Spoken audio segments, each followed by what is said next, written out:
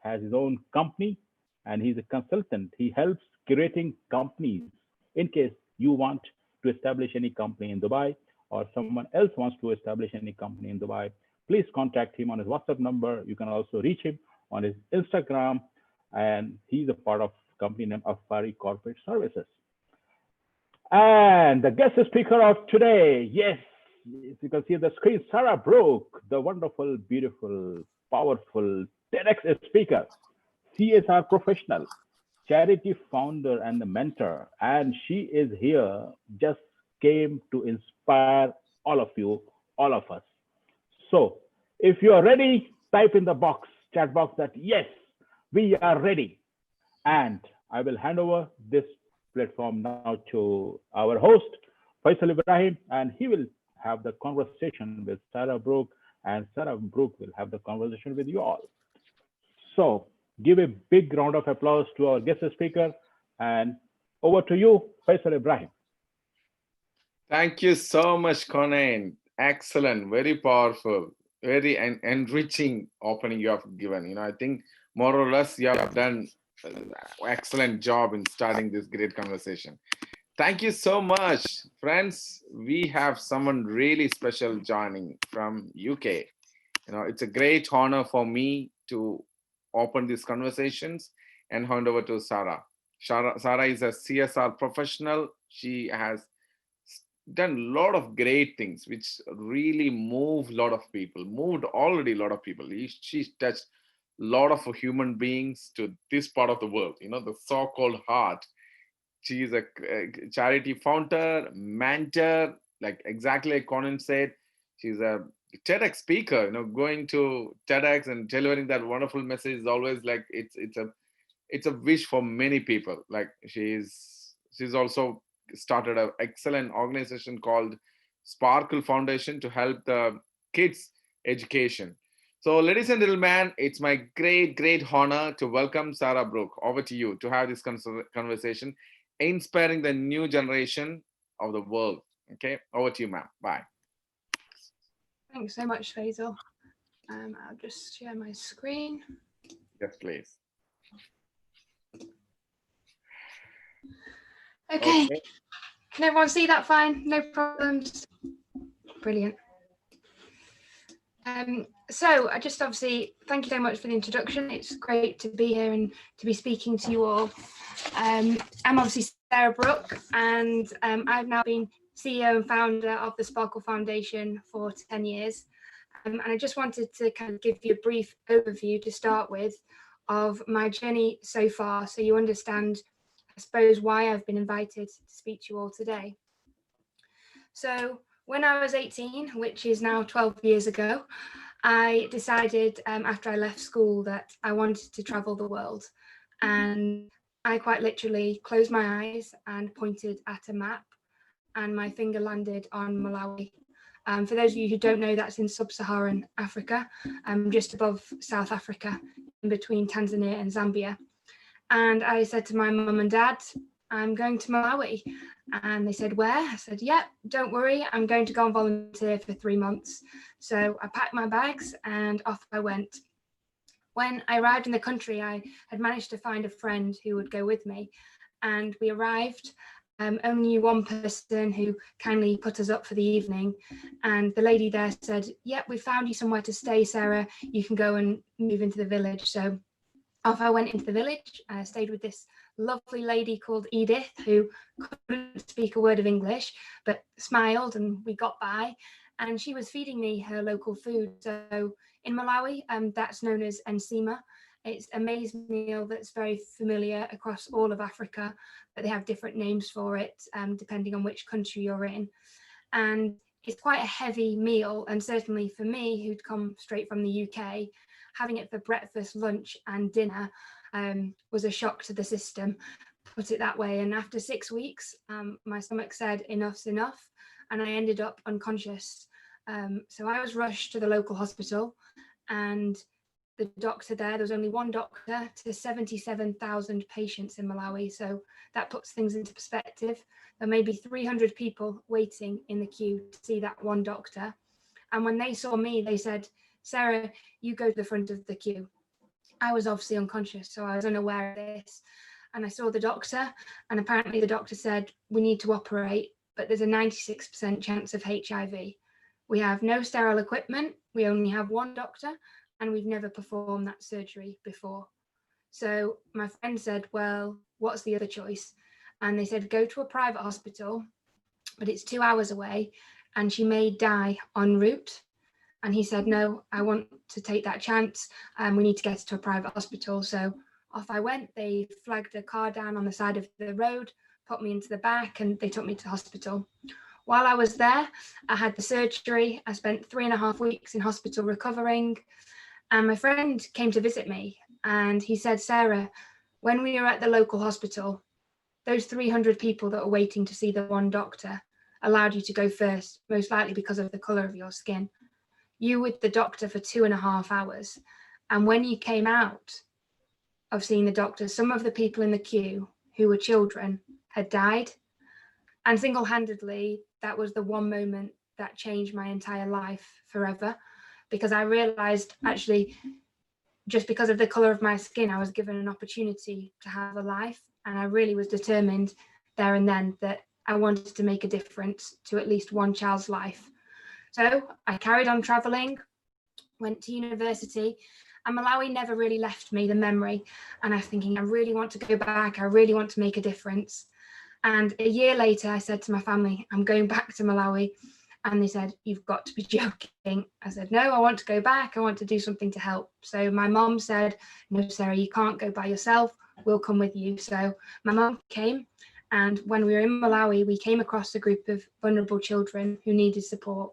And I said, okay, this is it. I want to make a difference to one child's life. I'm going to build a small nursery school. So that's what I said to these people. I'm going to come back and I'm going to make a difference. I went home, went to university, raised maybe $30,000 through doing different events at university. And then at the end of university, I decided to travel back to Malawi. I spent 6 months there with local builders, and I built this nursery school. I handed it over to the community. I was 21 at the time. And truthfully, I felt great. I thought, wow, what a difference I've made. I can go back to my normal life.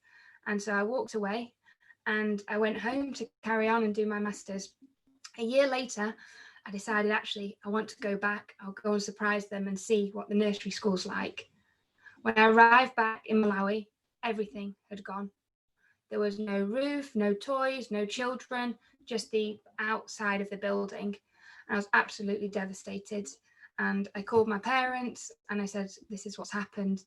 And my mum and dad said, Sarah, that's Africa, that's corruption. And I thought about it and I thought, actually, no, that's a 21-year-old who went and built something that nobody ever asked for and went and did something without any experience of the charity sector. This is my fault and I want to learn how I can do this better. So then I made a decision that I was going to go and learn about the sector. So it was at that moment that I then decided to travel the world and find different volunteer opportunities in different countries. And I'll show you later some of the countries that I went to. And when I traveled and learned firsthand how the sector was working, I thought, no, this isn't right. People are just putting money and money and money into a bottomless pit and no actual real impact is being done. So I went to the UK government and I said, this is my idea. I want to create something that doesn't just look at education, that doesn't just look at medical, that doesn't just look at food, but looks at everything, 360 degrees view of development work. And they said, no, Sarah, it's never going to happen. Charities focus on only one thing for a reason. So I was thinking, okay, challenge accepted. So I decided that was it. At 22, I was going to leave my job in the UK and I was going to potentially move to Malawi. But then I realized they needed $1,000 a month to run. And at 22, how on earth would I pay for that? So I decided to move to Dubai because the tax-free salary would mean I could send half of my salary across to Malawi to fund the project. So I did that for 2 years and I grew and grew within a company. You can see here on the slide, Total Communications is where I was working in Business Bay, for those of you familiar with Dubai. I was living in this very nice building next to Burj Khalifa. And I was just growing and growing my contacts and networks. And then after 2 years, I said, I can't do this anymore. I can't keep making rich people richer when there's children suffering in Malawi. So I quit the job, and in 2015, I moved to Malawi full time. And you can see under the picture of where I used to live in Dubai is the house that I moved into. And that's where I was for 2 years, building and growing the Sparkle Foundation.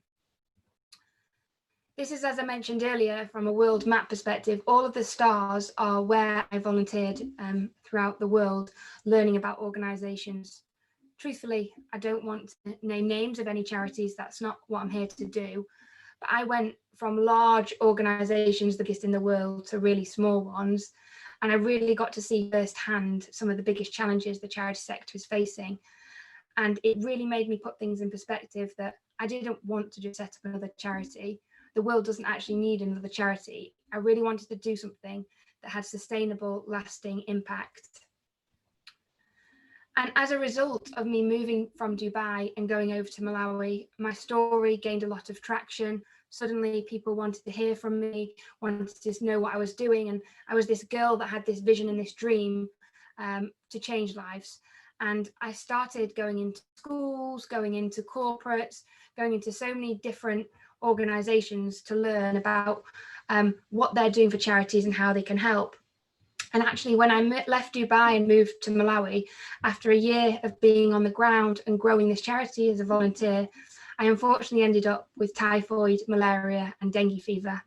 So back I went to the UK to get the healthcare that I needed. And my parents said, okay, Sarah, stay at home. No, I want to go back. So back I went to Malawi. And what we were dealing with at the time was extreme vulnerable cases. And just to put things in perspective, on average, we were probably losing 1 child a month due to HIV, malaria, TB. So it was really difficult and emotional circumstances that I was in. And actually, I came back and I was like, okay, I'm going to give this another go. Let's see what we can do. Let's help more children.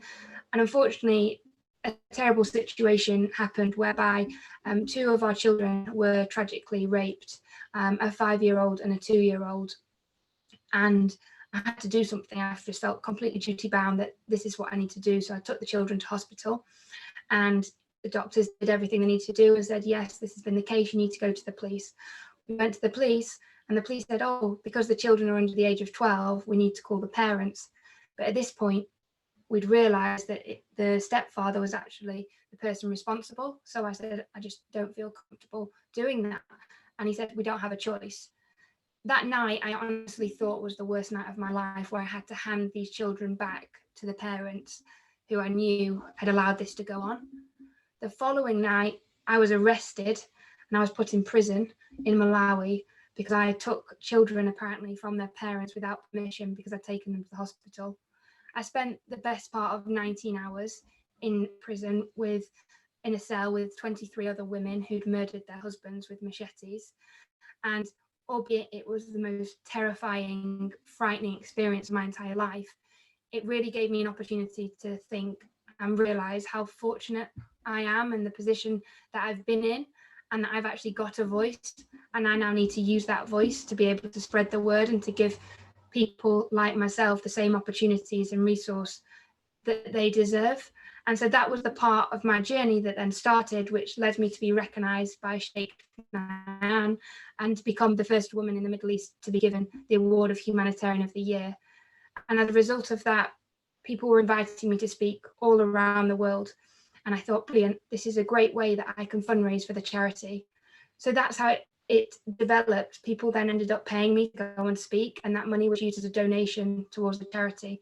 And Sparkle started to grow and grow and grow to a point that it is of today. And I'm just going to show you all this video. Hopefully you can see it on your screen, which you can see now what we have as an organization.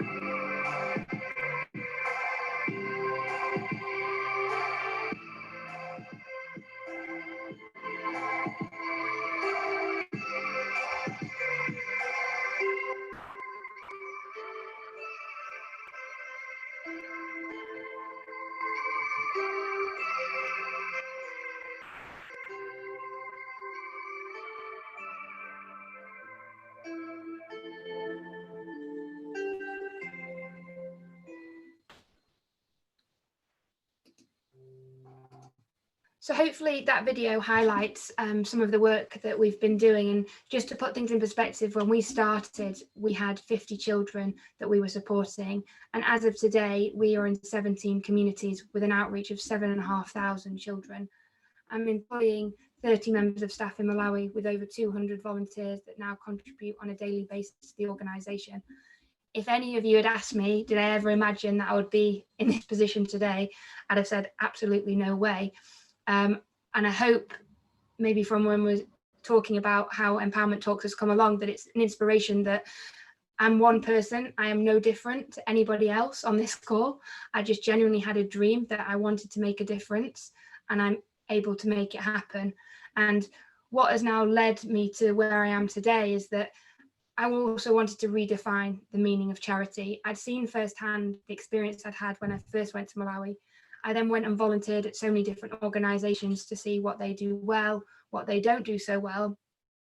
And then I'd also seen from a donor's perspective, I mean, I've been giving to charity since I was 12, 13 years of age, and I'd always known which charities I wanted to support. And so looking at that full circle, I thought, actually, there's a real opportunity now to change the way that charities operate. And I really think innovation, sustainability, and impact needed to come at the forefront of that. So what I decided to do is to basically look at how Sparkle can engage with different corporate clients. Here on the slide, you can see, and these are some of the corporate companies that we've worked with over our time. They're all around the world. And basically what I decided to do is look at companies and see what services do they offer on a day-to-day basis. And rather than necessarily giving money to charity through a donation, what about if they gave their services to us for free? And that would then mean we wouldn't need to pay for it alternatively. And that model grew and grew and grew because actually corporates realized this isn't just a one-way relationship. This is a mutually beneficial. We do this service anyway, so why not do it to someone who it would really make a difference to and change some lives? And that's the model that we now work with. And for me as an individual, I've set up a consultancy business on the side, which basically continues to fund Sparkle. So I will go into corporate companies and I'll say, what is your corporate social responsibility? If you don't have one, let's build one. If you do, let's make it work so that your bottom line continues to rise, because ultimately everyone's driven by profit. And so by linking a charity, you can really get a good social return investment. And what we found is that with all the corporates that we've now worked with, they've definitely seen an increase in their bottom line because of the engagement they've had with us. But to add to that, they've also seen staff retention, staff engagement, all these things, staff satisfaction, that have all increased by working with a charity that they really know makes a difference. Not only is it corporates that we also work with, but it's schools.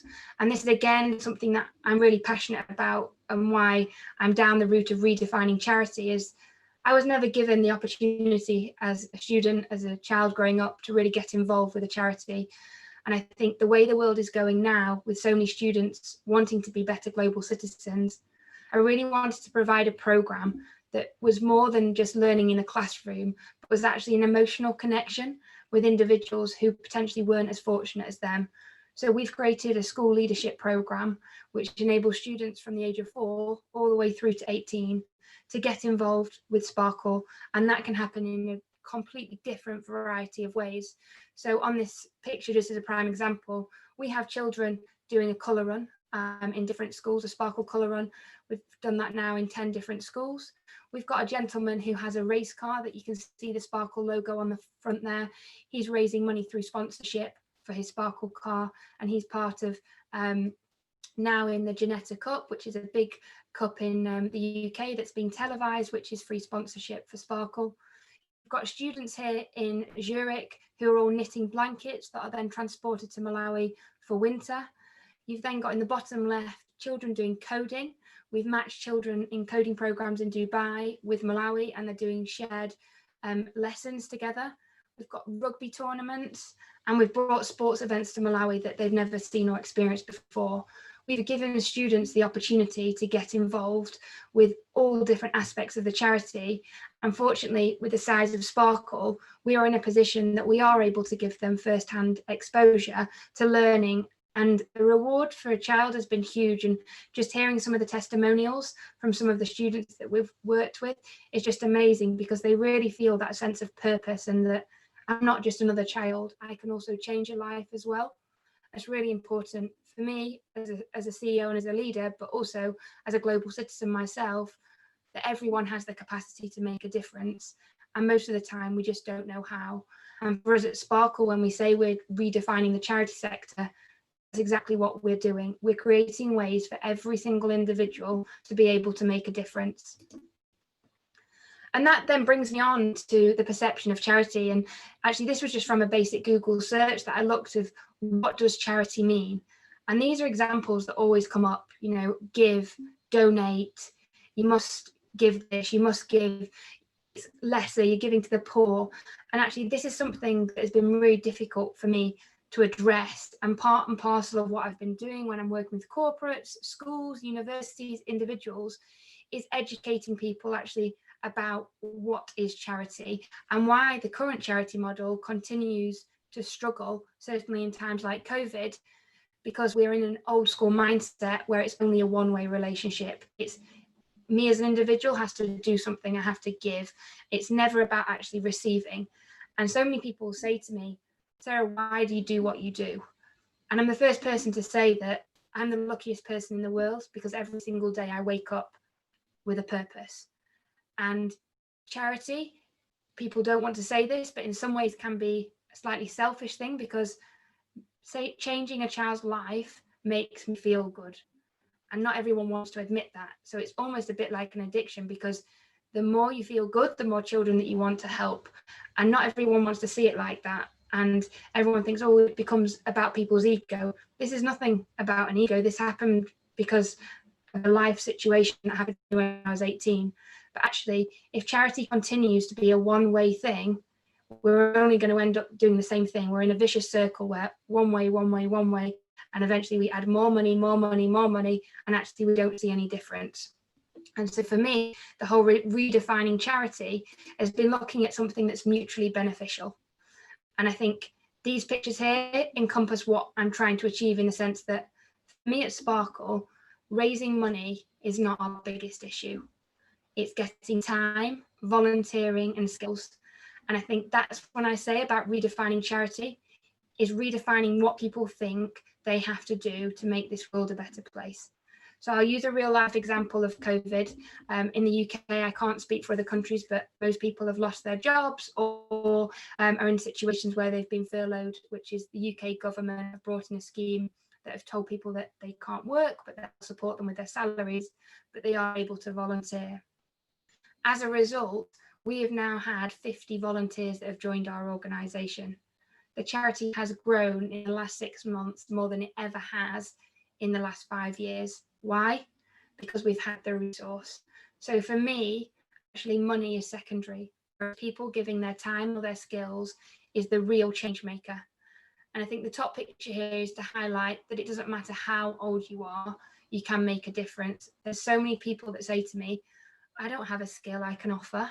And actually that's my job. That's our responsibility as a Sparkle. Your job is to come forward and say, I want to help. And it's our job to then place you.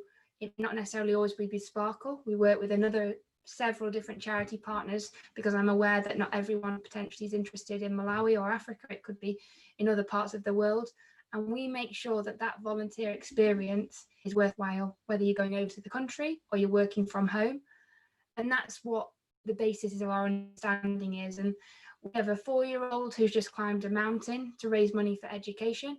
We've got an 88-year-old who's in a wheelchair knitting blankets to help, and woolen hats for our children in the winter. The range of skills that we've got is mind-blowing, and we hope that every single person realises the difference that they can make. And this approach of it being mutually beneficial has meant that we've got longevity in all of the partnerships that we've formed. So all of our corporate owners, all of our sponsors, all of our volunteers want to stay with us for longer, because they also feel they're getting something back in return.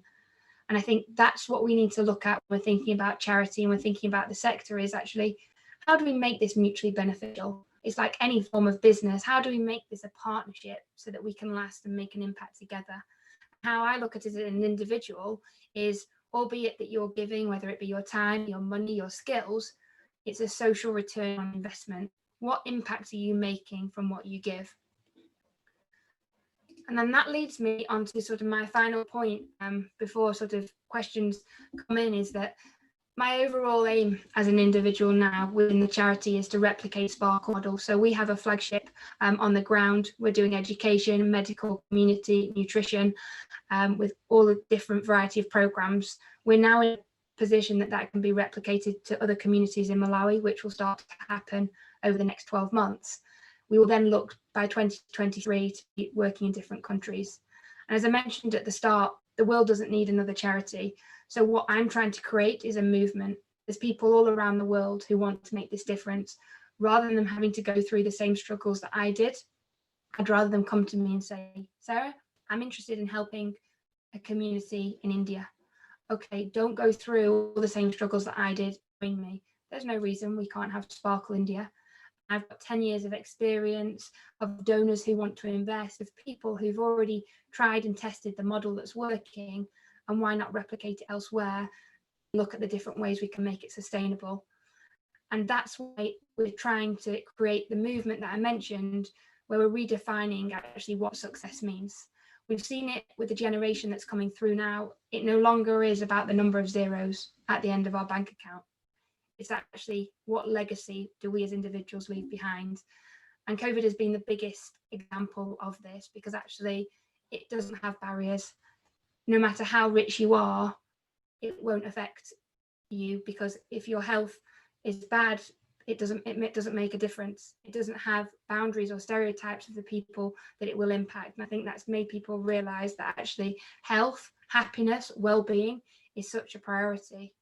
And that's why we're really trying to push a new currency, a currency of goodwill. All individuals want to make a difference. And rather than measuring our success on the amount of zeros at the end of our bank account, how many houses we've bought, how many people we've made richer, we actually look at how many lives we've changed. And that starts right at home, but it can also be for people not within your community, from your community, or from the wider world. And what I want just to get across finally is that I am only one individual. All of you on this call today, you know, you've got your own passions and your own purpose and your own dreams and desires for what you want to do. All I'll say is I've probably had every single challenge. You know, I've not even gone into the health dramas that I've experienced over the years, the challenges that I've faced, and I've kept fighting back, and I'm hopefully prove that anything is truly possible if you believe in it. So thank you very much. I hope you've enjoyed that, and I'm now open to any questions. I'm not sure, Faisal, if you want to start with some questions. Thank you so much, Sarah. Ladies and gentlemen, Sarah Brook spoke to us today. Very impressive, persuasive, stimulating, touching and moving and provoking conversations, and definitely help a lot of people to find something which they have not seen in their life. That's what I've seen, you know, when you were telling the story. We all want to do something, you know, but the world around us telling no. It's like that American football, like, you know, one guy is just running towards the destination, the whole people around just behind you, and I just need to read, you know, but not many people come forward and do something you have done it. So my questions to you, like the first question, like how do you get this mindset? It's not common in humans. Humans are, you know, looking forward to having a luxury, having that comfort life, getting that salary, you know, that pleasure, feel good experience. That's what humans are behind. But how do you get this mindset? You know, I mean, definitely when you reach that kind of a conversation, definitely we will feel good. But at the same time, not many people are doing this. You know, what made you to do this? You said about your childhood story, but still, what made you to stay in this, and you are still continuing your contributing to society, to many people? So tell a little more about this. Is probably that I say it like I won the geographic lottery where I was born in the UK. I won the rights to a good education. I won the rights to healthcare. And actually, why is that fair on me? And comparison to somebody else that hasn't got the same rights as me just because they're born in a different place. And for me, that's the driving force, is that I don't believe that the world should continue that people haven't got the same rights and access that I do. And that's what motivates me. And having seen with my own eyes the suffering that's going on in the world, and being able to see small things that you can do to change that, has made me just want more of it. And as I said, you know, it's a weird analogy. Some people say it's a bit like, well, I did a psychology degree, so there's science in it that obviously doing good makes you feel good. It releases endorphins. It's like going to the gym or eating chocolate. Like when you see someone's life change before you, it's like, wow, okay, I want to do more. And I've started on that path now. And I think once you're on it, you don't ever come off, because nothing ever else feels as good. I remember when I graduated from university and my peers were all saying, you know, this is the proudest moment of our lives. And I felt nothing. And I was just like, this just doesn't compare to anything that I've experienced. This is a human life that you're able to impact. And I think often people ask me, you know, why is it a similar question? And is it something from your background with your parents? You know, I've got two brothers. They've got very normal corporate jobs, family, very normal working. It's not within any of them, but this is just a path that obviously I've been chosen to do, and it's something that I'm forever grateful for. So beautiful. And you already said, like, you know, people ask you what you're doing, what you choose to do, you know. It's amazing what you said. Thank you so much. You know, probably your conversation, you know, a lot of people are watching through YouTube as well. Probably it is an inspiration for many people to start something which they really want to do in their life, but they are not coming out because of the circumstances, because of the situation they have, because of some of the financials, because of, you know, so many reasons. But there are humans still listening you, you know, they want to do it. That's the reason probably when they see your profile, they came and listen to this conversation. Friends, Sarah Brook, you know, very, you know, touching human. And if you have any questions to